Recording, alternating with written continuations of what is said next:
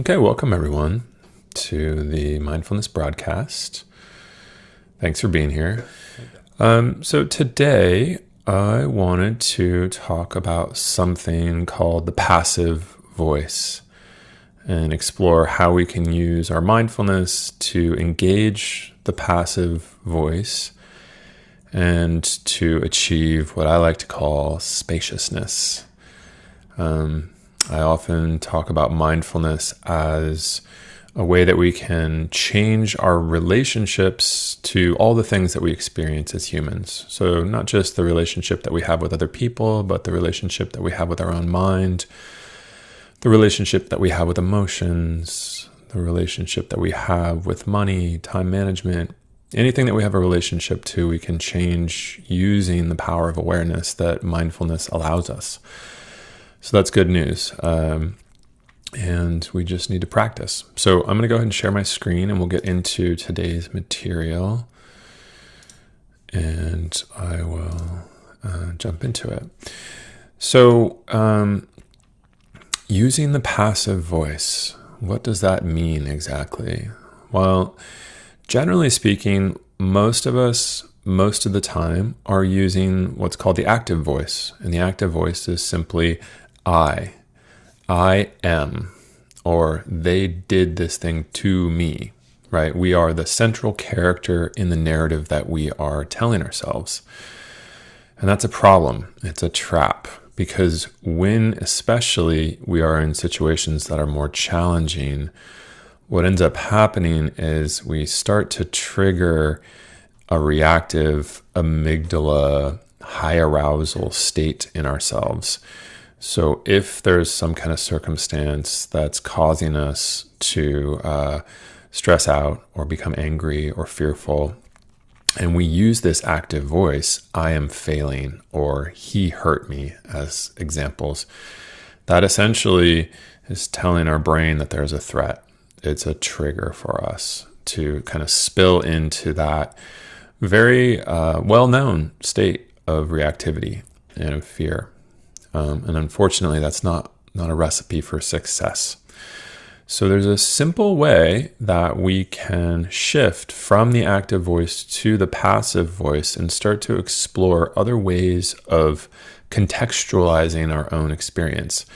Now, the foundational element that we need for that is our mindfulness practice, because without the awareness that we get from practicing mindfulness, we're kind of a boat without an oar. Right? We just don't have any place to start from. So we need to have a practice of awareness in order to utilize things like this.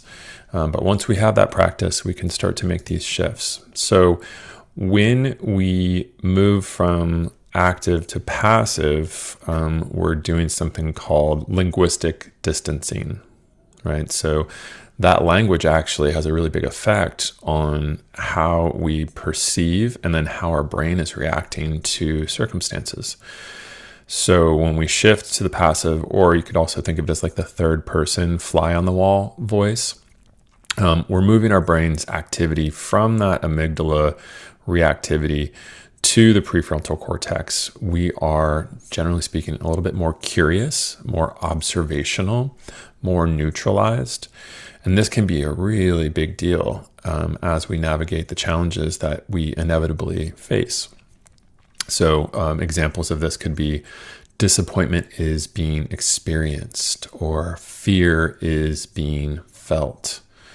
So I don't know if you can kind of sense that distinction even as I say those words, right? When we're just turning the emotion or the experience into the subject. So disappointment becomes the subject. Fear becomes the subject. We are no longer the subject in this language that we're using now. And what that creates is a sense of spaciousness. Now, obviously, this is not a neurobiology term. This isn't scientific. This is just kind of my own interpretation of what it is that I feel like I'm trying to achieve and help people that I teach achieve, which is that sense of spaciousness that we can get from our own experience in order to better start looking for solutions to the problems that we face. So how does that work? Well, there's three basic ways that this is functioning. The first is we're objectifying it, right? We're turning a feeling into a thing that's being observed rather than an identity that is being lived. Right? We're no longer the subject. We're just observing this thing from a distance. This also dilutes the agency. In the passive voice, the ego isn't the central character. So this is lowering our sense of shame and defensiveness, especially when we feel like we've done something wrong. And then the temporal perspective. So how does that shift our relationship with time? If we start to use this language, we're actually just kind of more scientists looking at a data point that exists in time rather than having it be a permanent state. Because a lot of times, unconsciously, the story that we're telling ourselves is, I messed up or I did something bad and this is always the way it's going to be, right? And that's not a conscious thing that we're registering. It's something that's kind of below the surface. So if we can use the passive voice, it can really help us to just have this be one thing that exists in time and not the totality of our experience. So what I would like you to do is I would like you to think of a minor stress that's occurred in your life recently and use the active voice. So maybe you made a mistake. Maybe you said something a little unkind. Maybe you forgot someone's birthday, whatever the case may be. Maybe you're just experiencing fear. Maybe you didn't do anything wrong, but you're experiencing some fear around a specific challenge in your life. And use the active voice. So this example would be, I messed up the presentation and I feel like an idiot. So that's the common language that we use, right? This is natural. This is just kind of what it's like to be human. And then what I want you to do is I want you to shift that into the passive voice. So using that third person observation, removing the I as the subject and moving into something like mistakes were made during the presentation. It's almost like you're observing yourself from a distance. Mistakes were made during the presentation. Feelings of inadequacy are being experienced. And as you make that shift into the passive voice, like what is it that you're sensing? Right? Can you feel that little bit of spaciousness? And this is also an area, I won't get into the details of this, but in a simple way, this is an area where we can really insert some self-compassion, right? Because what we're acknowledging when we're using the passive voice is that this is actually a natural part of being human. We aren't the only people that experience these things, and that can be really powerful as well. Okay, so I'm going to stop sharing, and I'm going to just guide you in a brief exercise to experience the passive voice as a part of your mindfulness practice. And this is something that you can do to kind of strengthen that muscle on your own so that it has, it's something that you can more easily access when you're out there in the world experiencing different challenges. So I'm just going to invite you to get comfortable. And if it feels good, you can close your eyes and just touch in with your breath. Notice how you're feeling in your body. Perhaps allow gravity to help you to release any tension you might be experiencing.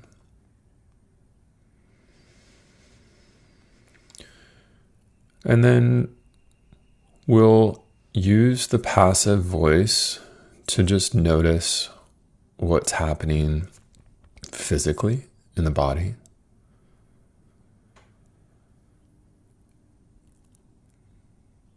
So we could start with pressure is being felt as we notice the sense of being held in a chair or on a floor.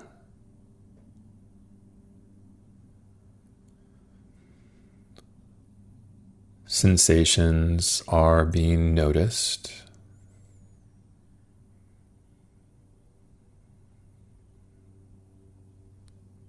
The tingling of skin is being noticed.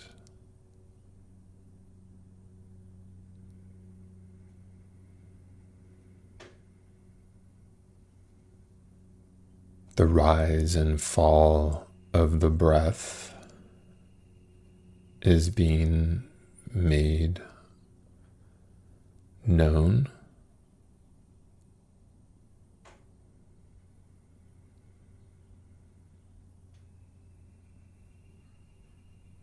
So just registering our physical experience in the moment using the passive voice.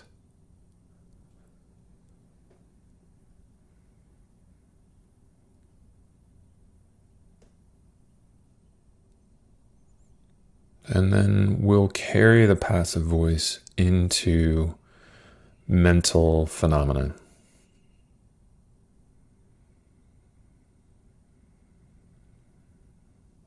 So if there's anything in your experience with thoughts or emotions, narratives, just using the passive voice to create a little bit of spaciousness in present moment experience.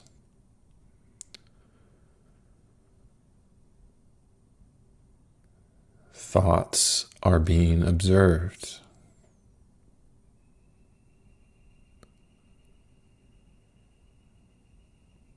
Feelings are being felt.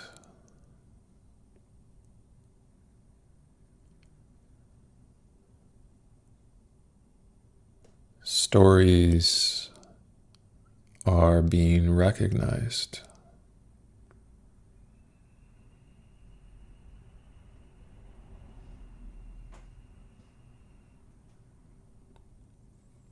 Emotions are arising, changing, and dissipating.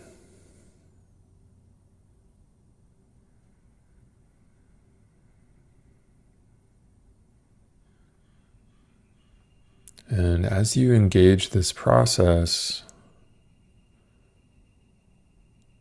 you can see if there's just a little bit more spaciousness that starts to come into your experience. It can be helpful even just to imagine watching yourself from a distance.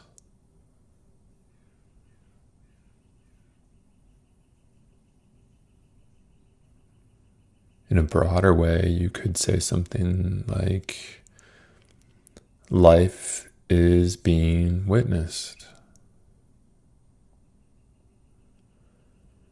Experiences are being felt.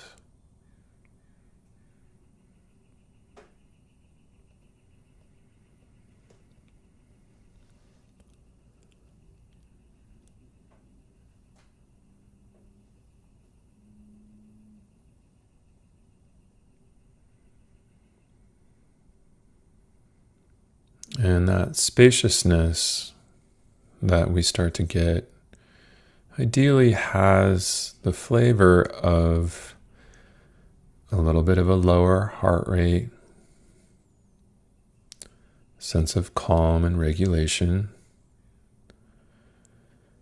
And ideally, we are now in a place where we can utilize our prefrontal cortex, our high power, solution focused approaches to living to address anything that may need to be addressed.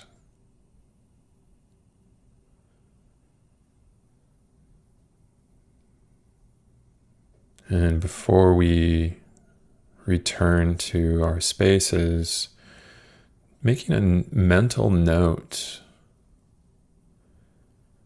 that we have experienced this shift into the passive voice and that we are processing this experience. We are consciously putting it into our active memory so that we can utilize it as we experience our day and the days ahead.